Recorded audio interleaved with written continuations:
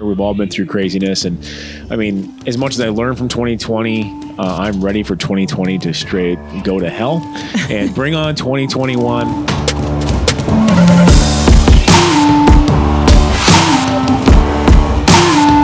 If we continuously use the prism of red or blue to justify our actions, our inactions, our natural bias, or our own opinions, instead of using the premise of right or wrong, we are all screwed. Welcome to Now or Never podcast, all things entrepreneurship, people who just take life and kick it in the ass. My special friend and guest, Frank Colachino. I've known you for about 10, 11 years? 10, I think now, yeah. Yeah, so you were with Species when I first met you. Yep. And then Run Everything Labs. For a minute. Yeah, for a minute. And then Project AD. AD for 5 years. And tell them what you're doing now. Now I am president of sales for Revive MD and Raw Nutrition. So got on board with those guys in January, basically to build out their wholesale program. The brand Revive had started initially in the clinics. My boss, Dom, owns a lot of HRT clinics, primarily in Florida, but in other states he has franchisees. And he basically had a line for the clinic to sell. And along the way, one of his franchisees who also owns a nutrition store basically said, hey, you should be selling this to stores. You'll kill it because there's not a lot of brands doing this. Yeah. And he mentioned my name. They called me and, I met with them. And then from there, it was just a great opportunity to try to build what I thought could be really good brands. It's just with guys who are from outside the industry. Yeah. They needed somebody who understands the wholesale side, which luckily I've been doing my whole career. So we've grown, exponentially. This year, obviously, with Revive, there's a greater emphasis on health now. Obviously, it sucks it took COVID for some people to get on board with it, but a lot of people are worried about their health more, so that's going to be good for the vitamins and all the health supplements for Revive. And then with Raw, we have our sports performance. We just brought on C-Bum, Chris Bumstead as a partner. That elevated our numbers immediately. He has his own series. Nick Walker, one of our other athletes, he'll be getting his own series coming up. So just a lot of growth. It's nice to have the resources, to have the athletes, to have the marketing budget. Yeah. And we've picked up a lot of momentum this year. And I'm still doing what I always do. I get out, visit, try to see my customers and get new counts and thank the people who've been working with me forever like you. And it's been a really good year. So hopefully, if we can kind of just get through this supply chain stuff, once we're at full capacity, the stores are all doing great like we talked about last night. It's just a matter of us being able to fulfill your guys' demand because your demand's greater than what we can. A lot of brands, they're all jammed up right now. Have you ever seen anything like this in all years of doing this? No, 15 years. I tell guys, it's I've never seen it from this many different angles. Right? You normally have a whey increase. You'd have a shortage on something, but we're talking this year. Him buying was short for a bit. Caffeine was short. We couldn't produce our pump we had the pump made, but then you couldn't get lids. Yeah. So plastics was a problem. And then, of course, whey keeps skyrocketing. Creatine just doubled, tripled for some people. I've never seen it come from this many angles all at once. So that was that's been the challenge. Yeah, something else pulled up. And just so listeners listening, so whey protein concentrate 80% increased by 68% so far this year. Whey protein isolate is up by 75%. Caffeine has increased by 281%. Creatine increased by 157%. This is as a month ago, with a 90% decrease in availability since 1 of 21. Global shipping has seen a 330% increase, and local transport by at least 20%. Now, you're like, well, global, what's that mean? Well, guys, a lot of these vitamins, we get ingredients from over the fucking world. It all depends on who's making it, where it's at. Like certain, especially vitamins and herbs, they're not all grown here. We can't source everything here. So we are, of any industry, I think you agree with this, we're international. We are very international, and a lot of our ingredients have to come from other places. We can't get it all. And I'll give you raw numbers with that. Also, domestically for us, UPS is up 90% from a year ago, so we're getting crushed on the shipping. And as far as overseas stuff, containers from China last year, we're usually running, so if you're going to buy your goods from overseas, obviously it's got to come over in the container. The cost for that a year ago was about $5,000 to $6,000 just to get the container here. This year it got as high as $30,000. Jesus. $30,000 for what used to be a $6,000 container. It's back down a little bit now, maybe closer to 20, but again, that's still not a win when you look at where we were a year ago. So getting the stuff here is much more expensive. Getting the ingredients is harder. There's some issues with if you're trying to get stuff in China, with some of them shutting down. It's challenging. This is the most challenging. I was always one to say, it's not really that bad. And sometimes brands use it as a crutch for their own issues. This is 100% legitimate supply chain issues for everyone. Hey, when we were talking about last night at dinner, it's like, during 2020 and 2021, I mean, it was the great levelizer. A lot of people, a lot of brands, a lot of stores, just say in the retail aspect, they were hanging on by the skin of their teeth. COVID was a good excuse to shut down. They had to run their businesses well. The guys who were doing it right did well, have continued to do well, are still here. Are bigger. Are growing. Yeah, we're growing because we did the right model. We had the right values. And I think now that the rest of that's catching up, the supply and demand chain issues, a lot of the brands that were not doing shit right, you're going to see them go away. Yeah, the COVID part was a good excuse for a lot of stores to close. I mean, listen, some decent ones did close. It was hard in some of the blue states, especially where they were in Cali, where it was really strict, shut down. But by and large, most of my good guys are still up and running. So that kind of culled some of the weaker stores. And I think what you're seeing with supply is going to cull some of the brands who do not have their shit together. They're not going to last through 22.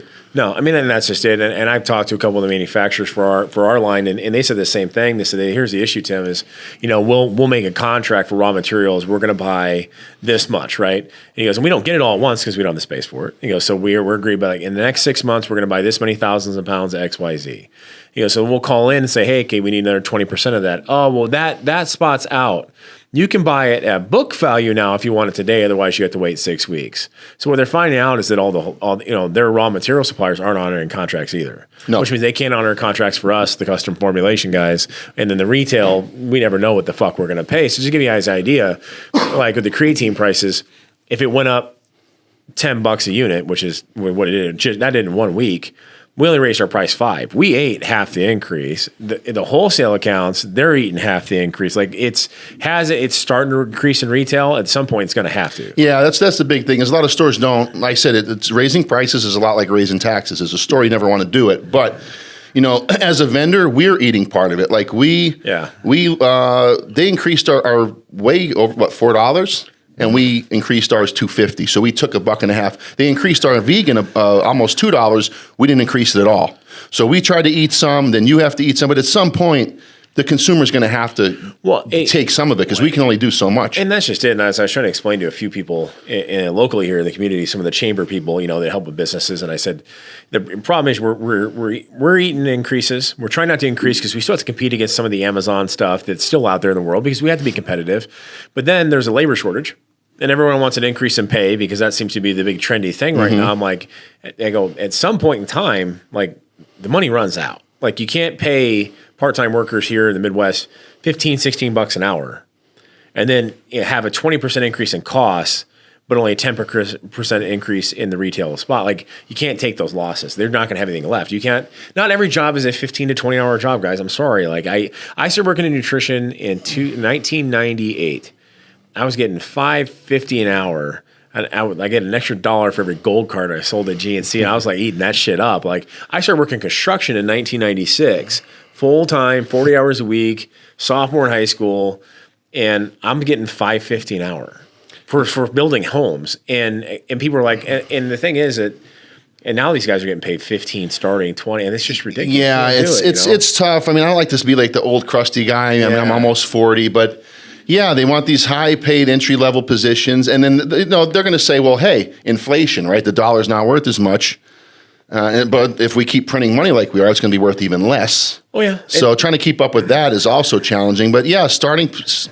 I mean, when I got in, $6, $7. I mean, to start at 15 now in a store.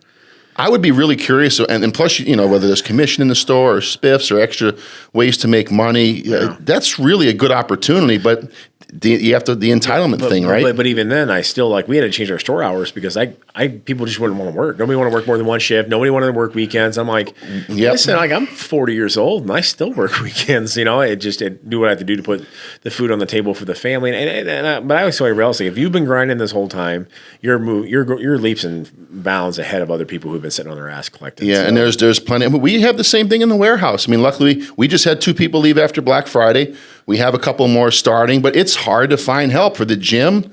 It's really just people don't want to work, period. Yeah. Even if you pay them good, they still don't really want to work. They're going to do a lot of them are going to be bare minimum. So if you get a hustler or somebody who's old school work ethic, I mean, you got to hang on because they are fewer and far between. So that's what I did. So I went from a staff of 30-some in Omaha to a staff of about 15, cut it in half, changed the hours around to make, because the problem wasn't so much that I need to let anybody go. It was my managers who were awesome badasses, is all of a sudden somebody would call in an hour before the shift. Now they can't plan date night, right? They can't go get their oil change, go get their taxes done, go get a haircut, because they don't know what their schedule is. They're constantly, like, their job is, and they get profit sharing to manage it, but I didn't think it was fair.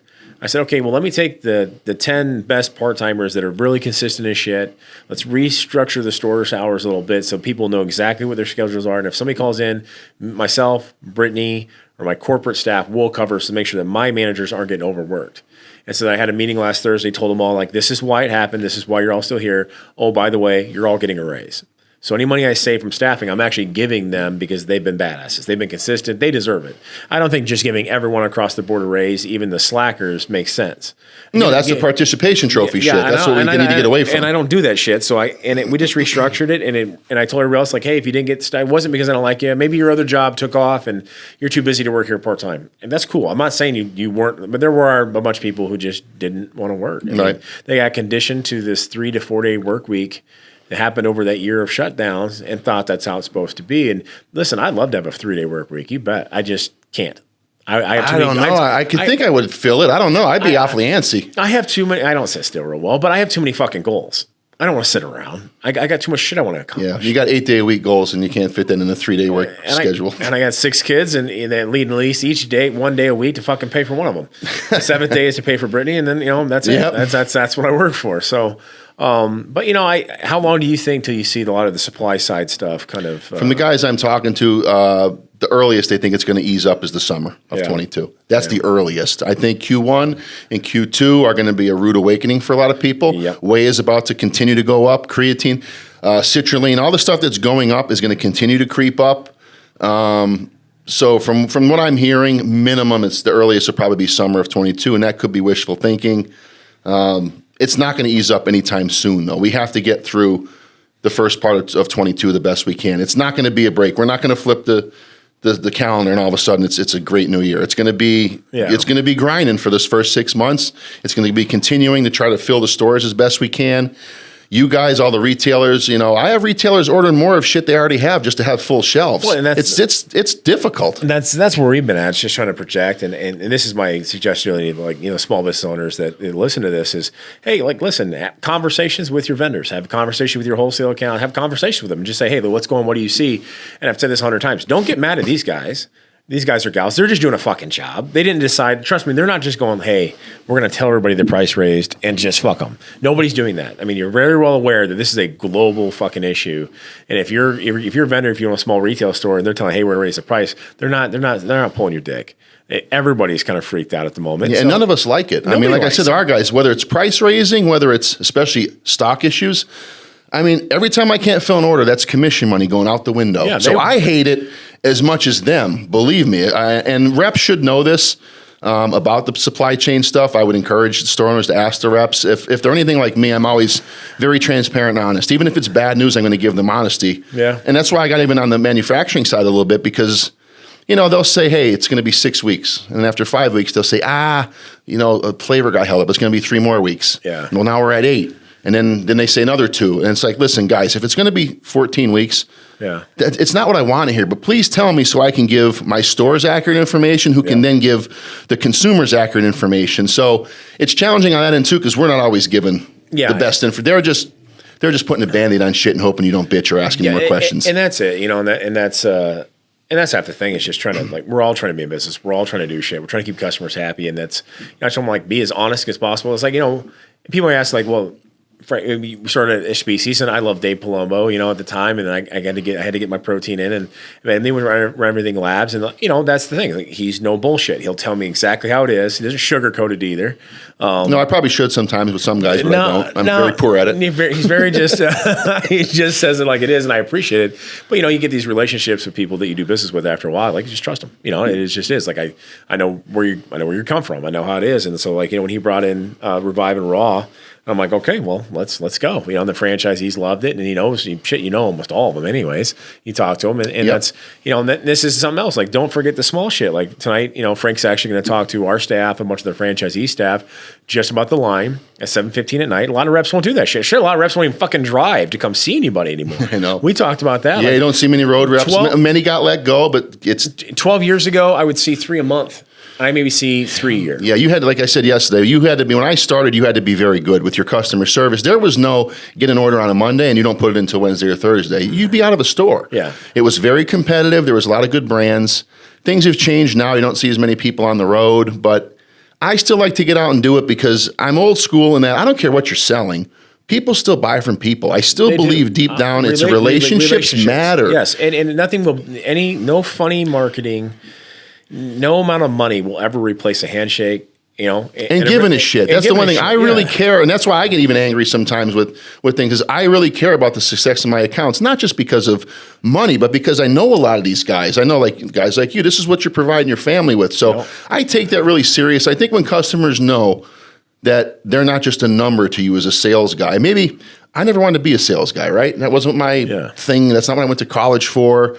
And whenever I thought of sales, I'm thinking of like the kiosk people in the mall or the car salesman. So I was always really cognizant to not be salesy. Yeah. And I think that's why I'm the way I am. But I think when customers know that you actually really care and you're going to do everything you can do, they're going to support you through thick and thin. And that's the thing. Like people asked us, and we did this a lot during COVID because we were in weird spots. We're in a lot of states. We're in 9 states, and everywhere's a little different. Everybody was very sensitive about COVID. And recently, I kind of let this information out. Like for most of my franchisees in our corporate stores, COVID was one of the better years we ever had because we've spent our previous 10 years building relationships, caring about people. And just like, hey, I want you to be healthier. I want you to, I want your family shopping. I want to know what's going on. And so I will say this: when push came to shove, every one of our localities that we're in, whether it be Norfolk, Nebraska, Omaha, Kearney, Grand Island, if it was, Hot Springs, Arkansas, those guys in Denver, the guys up in Mankato, didn't matter where it was at in Iowa, Columbus, they supported Fremont.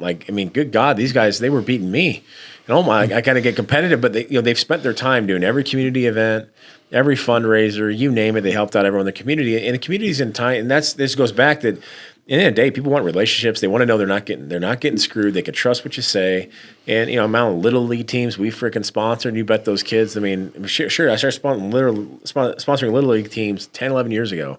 When all these kids they're in their fucking 20s, and they're all like taller than me, and they're coming in, they're buying shit. Some of them are starting to have kids already. I'm like, this is awesome. This is what multi-generational business is, because none of us just want to work a job for a couple of years. We want to do this. Like we're prophetic in that aspect that we are part of this industry thick and thin, and we've seen it change so much. And that's like he's taking time out of his schedule tonight to come talk to our staff. We talked about this at Olympians. He said, yeah, I'll come down, and he's going to talk to our staff and our franchise staff and teach them about his brand, because it's like anything. Like half my employees are like my kids. They're sick of hearing me fucking talk. They want to hear from somebody else, and you probably say it's the same shit I will, and they're gonna be like, God, Frank, he's fucking really smart. He really knows his stuff. He knows his shit way better than you, dude. Like whatever. And I'm not the one with the engineering and microbiology, all that stuff. You know a lot more than me. They just got to hear it from the guy wearing a Revive shirt. Well, and that's the thing is, like, it's everybody's got different personalities, and for me, like, I'm doubling down on my business. I want to give even better service, and if you can inspire one of them, to me, it's a win. It's a win, and it's funny. Like we've talked, him and I were talking before this, the different brands and the gimmicks and how they've changed over the last many years. And the brands who are doing it right, the guys who were doing it right, are still in this business, doing just as well, if not better, than they ever have. And that's why I talked to Brian Teach at First Form, like, hey, you want to bring somebody up here and kind of go through dietetics? He's like, yeah. Well, of course you were. Like, I'm small in comparison to certain companies. What you guys are doing, shit.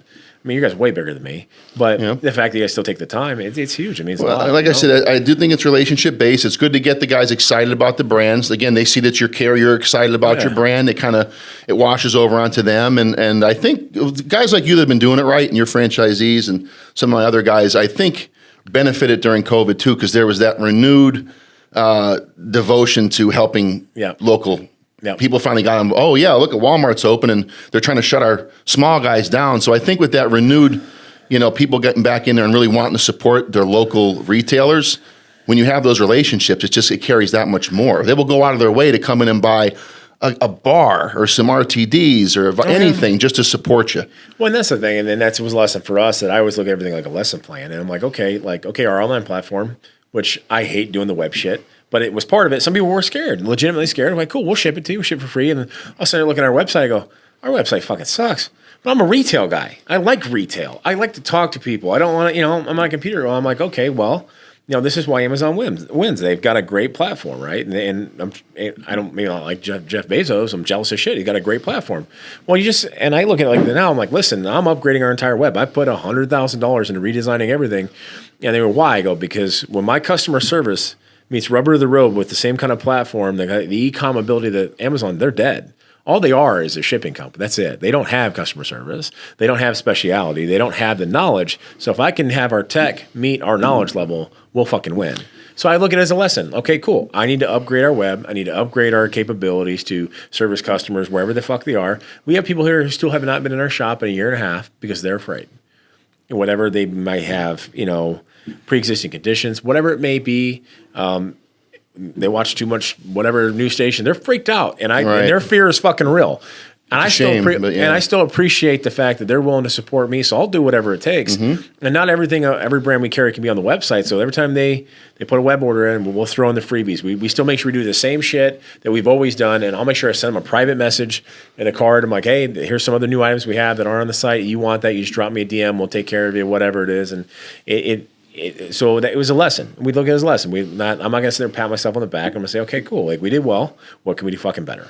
But it's like any business guy, And the simple fact is that I haven't met my goals yet. But I think we're going to see the end of Q3, Q4 of 2022 before the shit gets levelized. Most likely, yeah. And then speaking about Amazon, if you can try to have your own platform on there, that's good. But when I go to brick and mortar stores, obviously, the one thing I always try to tell guys, like if I go in a store, and a lot of them are good, but you get the ones where the dude's playing video games or he looks annoyed when someone comes in. It's like, bro, the one thing you have as a retailer that you can beat Amazon with is customer service and 100%. Experience. If you can't provide that, you're done. You're not going to last. Yep. If people want to just shop for prices and convenience, they're going to be at home in their underwear. Yeah. Ordering from Amazon from their couch. Yep.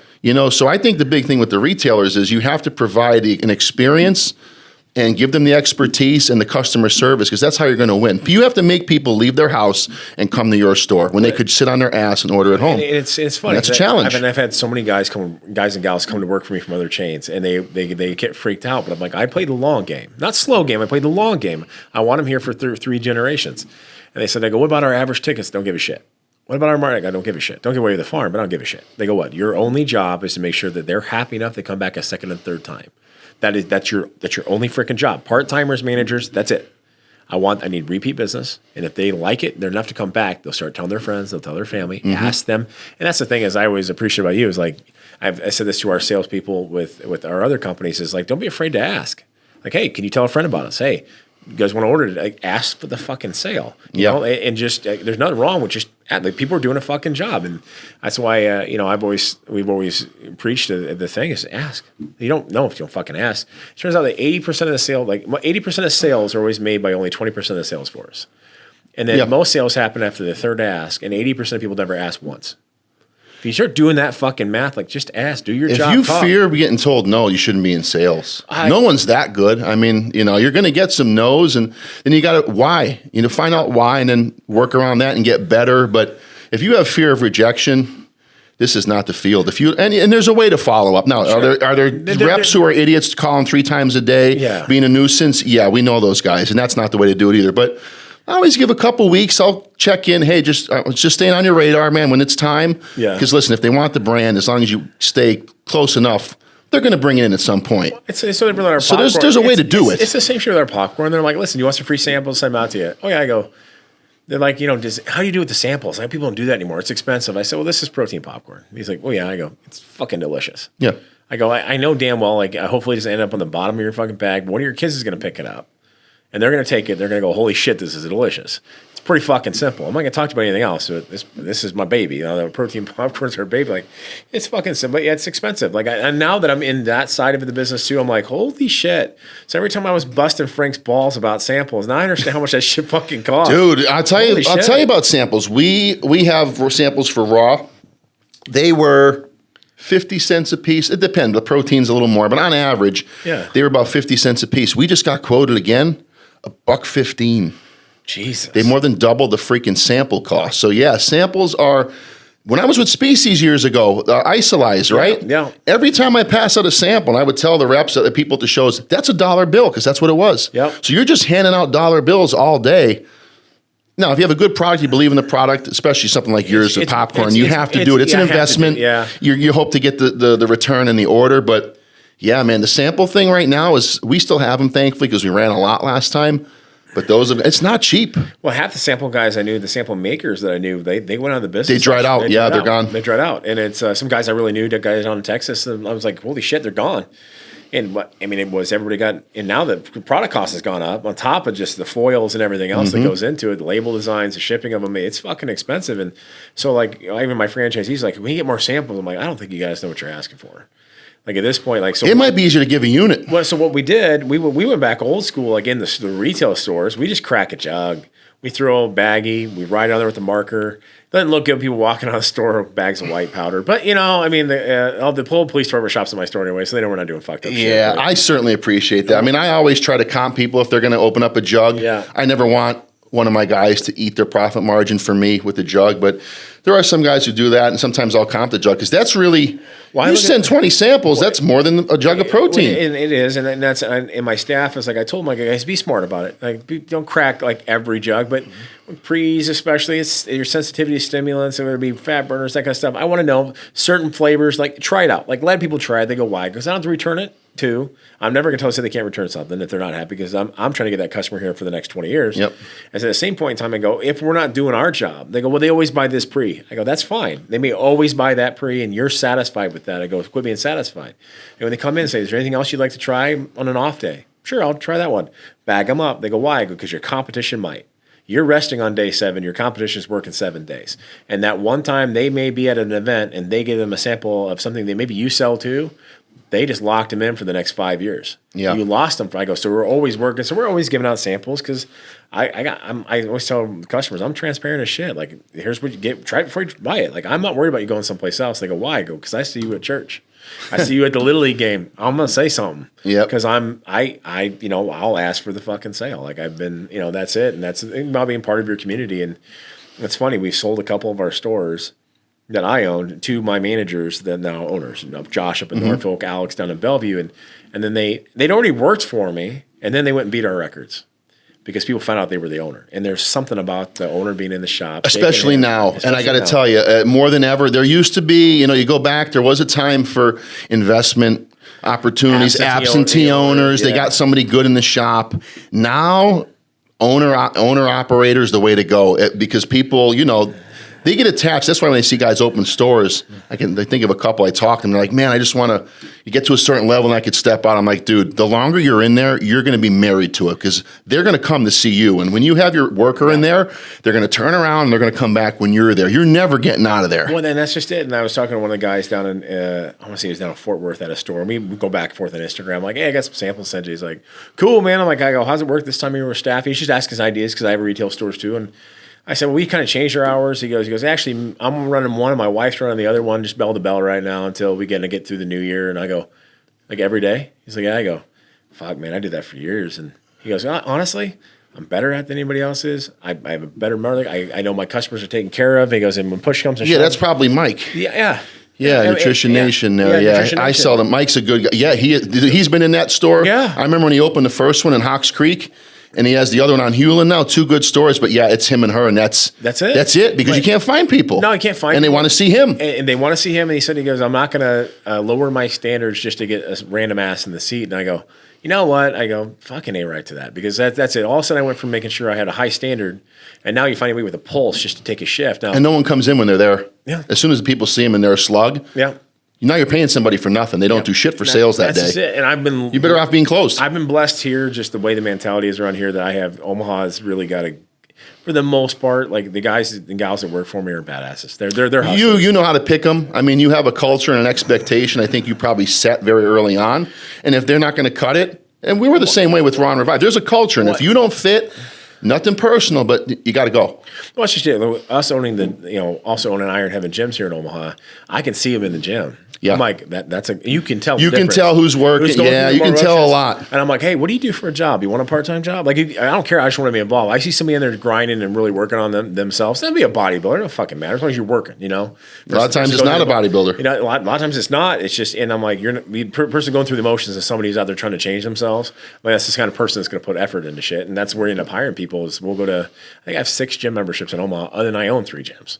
Just because I go around like to change the scenery, and I'm like, I see talent, you know, and it's there's these starving trainers trying to make clients. I know. I end up hiring them, and I'm like, hey, make some part-time money with me. That's how I got Nick. That's how I got Cody. That's how I got after Alex. All these guys that are franchisees of mine. Good guys, yeah. They're awesome guys. But well, thanks for popping in, man. I appreciate it. I thought you lent some interesting information with your experience on the supply and demand chain, which we get a lot of questions about. And it's tough. It is. It's legitimately as tough as I've ever seen it right now. We're going to have to hang in for the first half of the year. You know, all of us are doing the best we can. I mean, we have POs, Tim, that are out since from June and July. They're still getting filled. That's how backed up it is. It's really, like I said, a lot of times people use it as a crutch. This is 100% legitimate. The most issues at one time that I've seen on the supply side, and it's gonna take a little while to get better, but you know, hopefully we can still provide the best we can. Like I said, you guys have people in the stores, which is good. Yeah, it's just a matter of working through it, and when we get through to the other side, the guys who have done things right and are left standing are going to clean up. I think that's what you're going to find. The guys who've done it right, the guys and gals who've done it right, will be leaps and bounds where they would have been had this not happened. Right. We may grow only say X amount % in the next 6 months, but you might do triple that after. Oh, yeah, so exactly. it's survival right now, and we're still growing. It's no different than Y2K when I was in business, and then 2008, 2010. I took. I'm a foot on the accelerator guy, or else is idling. I'm going to jump past. I'm using it as a chance to jump past opportunity. It's all mindset.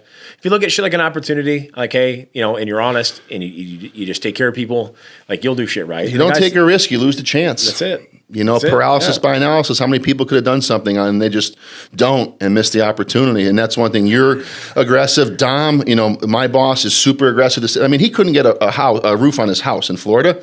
He rounded up some guys and started a roofing company.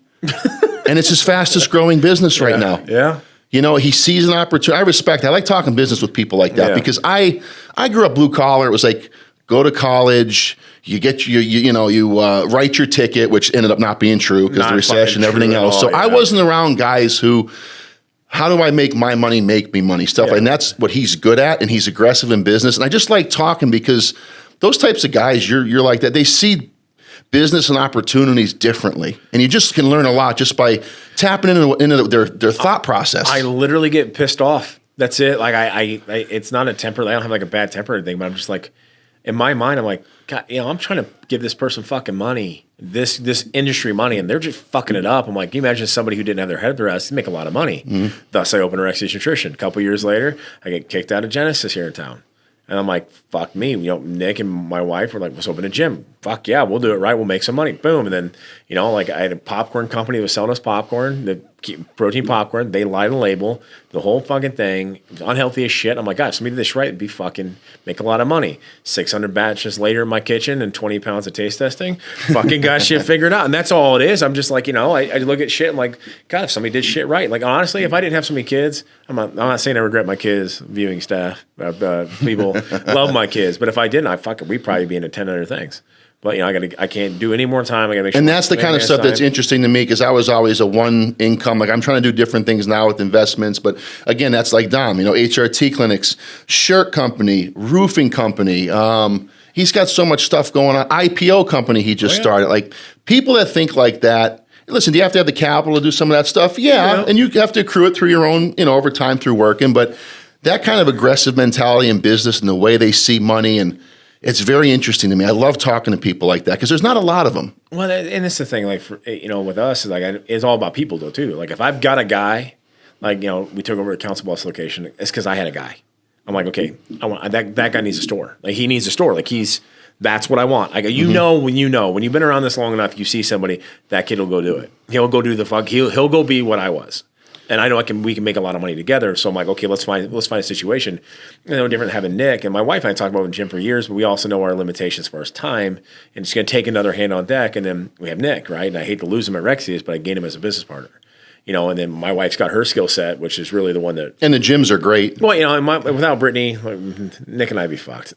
Lack of a better I understand. term, and then as we have Steve, who's our GM now, was just part time before, just a friend of ours. All of a sudden, he takes the bull by the horns, and that's just it. And all of a sudden, we started companies because all of a sudden I've got talent. I got this raw talent. And talent's good, and talent that wants to work for you because they have a relationship. They want to put their best foot forward because it's you. And then my best employees become franchisees, which is awesome. Like Cody, who are also great to work with. I sell to those guys; they're great. And that's just it. And so that's honestly a secret of success is as soon as you find some like minded people. Like, okay, let's make some money together. You know what I mean? And that's really what it is. And for me, it's like I've always said this 100 times. I go, if you're an employee at a job.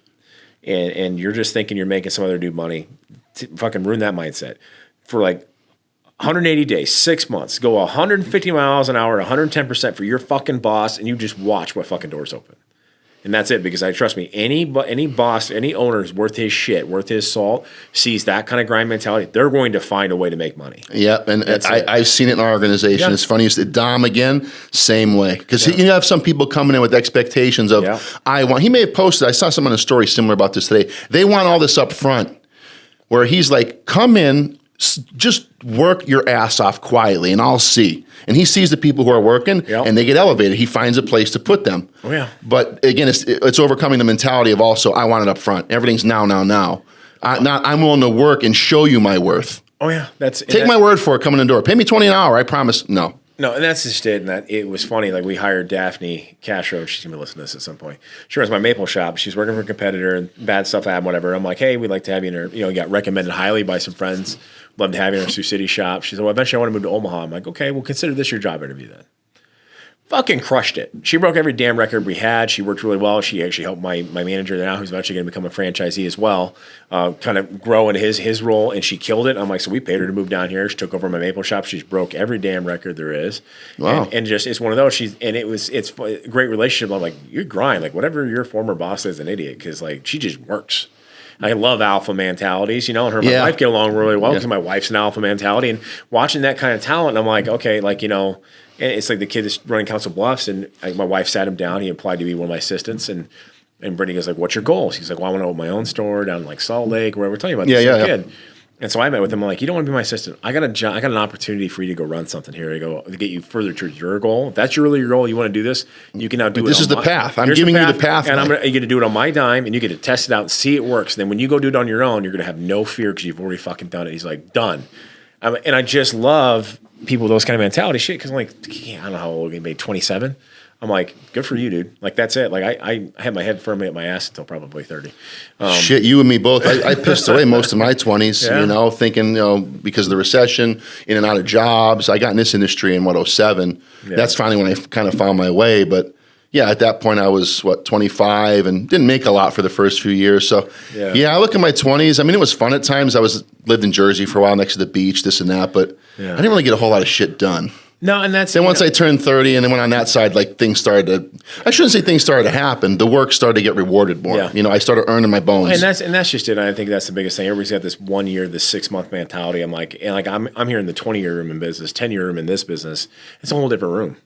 And I'm trying to go for the 20-year room. Like, I'm trying to go to the 30-year room. Like, these guys who've been around, and you realize it's a different room. It's a different mentality. Like, you're getting rewarded for shit. Now you're not pissing on your competition. You're just like, hey, this is me. This is what I do. I'm going to keep doing it. And it's awesome to try to get to that stage. But anyways, well, thank you so much for coming on, man. Absolutely. I appreciate it. Follow Frank and Revive and Raw, and it's in all the Rexius shops. That's for damn sure. And he's all over. You're in every damn chain at this point in time. Yeah, we've got a lot of the kids. Like I said, it's been a really good year. I'm thankful for all the guys that brought us in. I always say take a chance, which it is. It's still taking a chance, but I really feel with these brands, with the marketing, good formulas, with the athletes, I'm going to keep doing what I do, hustling. Yeah.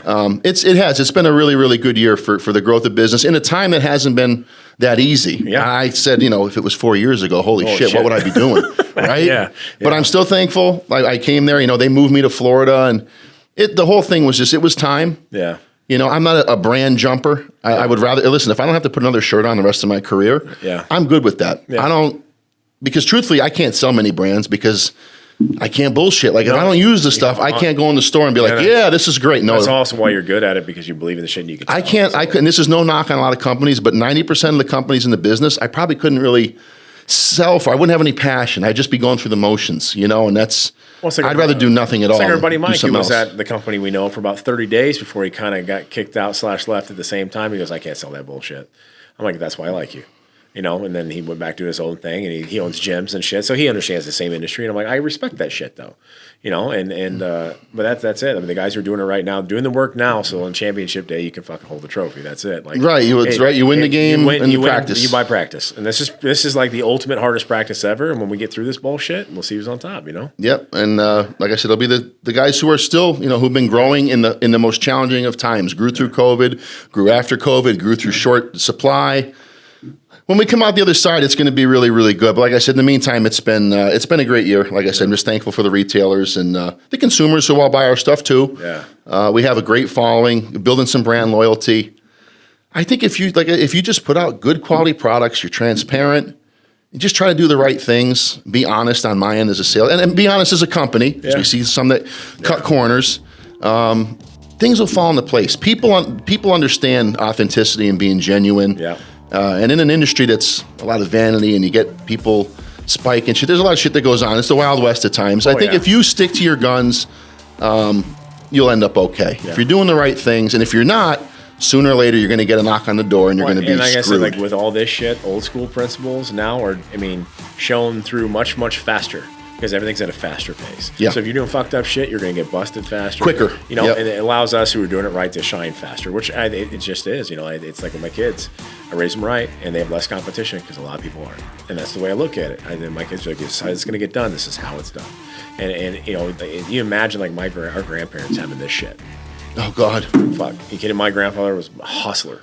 He would take over the freaking world, and so we have no excuse why we can't do shit, No, it's just a matter of effort and priority. Damn right. Awesome. Well, thanks, brother. Appreciate you, buddy. Good seeing you again.